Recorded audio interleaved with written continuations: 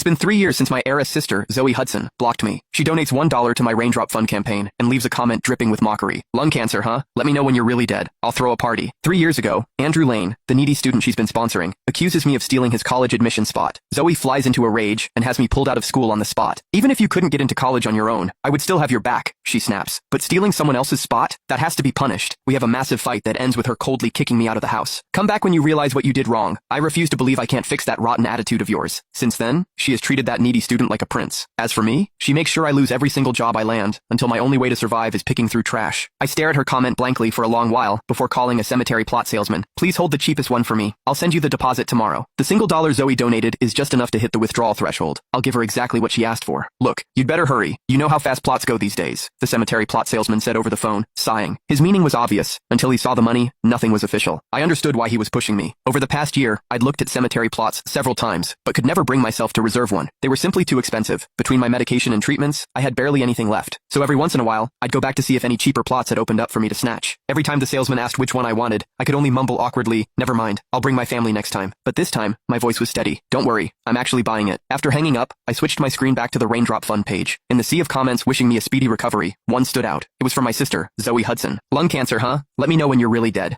I'll throw a party. I read it over and over, still unable to believe those words had come from my own sister. Yet, thanks to the dollar she donated, my balance had finally reached an even $10,000, making it eligible for withdrawal. I pressed my lips together bitterly, and was just about to tap the withdrawal button, when a new donation and comment suddenly popped up. It was from Andrew Lane, the needy student Zoe had sponsored. He donated 1 cent and left a comment. Chase, come home. As long as you apologize properly, Zoe will forgive you. Don't fake something like this again. My fingers tightened around my phone, but after a moment, I said nothing, and submitted the withdrawal. Peanut, the stray cat I'd taken in, seemed to sense something was off with me, and kept rubbing against my feet. I crouched down to pat his head, then poured the last of the cat food into his bowl, filling it to the brim. He immediately limped over and started eating. He was a disabled cat with a badly broken leg. As he ate, he kept glancing back at me. When I met those pleading eyes, my own stung with tears. I felt like I was right back on the night Zoe kicked me out of the house. I could still hear her disgusted voice, cold enough to cut to the bone. If you won't admit you were wrong, then get out. I don't want you anymore. 3 years ago, Andrew had barely handed over his college admission spot to me, before he turned around and told Zoe I'd bribed a teacher to steal it from him. He put his entire future on the line, betting that Zoe would blow up. The only teacher who could have vouched for me had retired and was traveling abroad. No one could reach him. Andrew had timed it perfectly, and his bet paid off. Zoe flew into a rage, refused to hear a single word of my explanation, and had me pulled out of school on the spot. I broke down, and we had a massive fight that ended with her slapping me hard across the face. Chase Hudson, you've never wanted for anything a day in your life, she snapped. Did you really have to steal? Andrew clawed his way up from nothing. Do you have any idea what that spot meant to him? When she ordered me to apologize to Andrew, I refused, stubbornly insisting that I had done nothing wrong. So, in the end, she kicked me out of the house. That day, I just sat outside, waiting for Zoe. I thought she was just angry in the moment, and that she'd call me back inside when